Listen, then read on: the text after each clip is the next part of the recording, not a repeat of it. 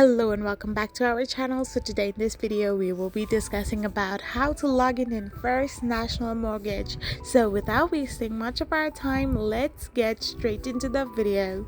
So to log in First National, all you need to do is simply tap open a web browser of your preference and type in the URL www.firstnational.ca. Once you do this, you will end up in the official website of First National. So there you can find different kind of mortgages under the account. So simply all you need to do is tap on the login button and tap on the My Mortgage login.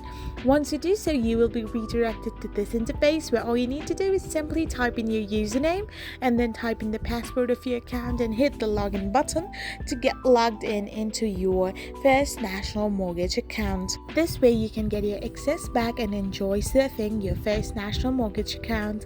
I hope you found this video helpful, so don't forget to hit that subscribe button and do give us a thumbs up. We will be back again with these informative videos. Thank you for watching.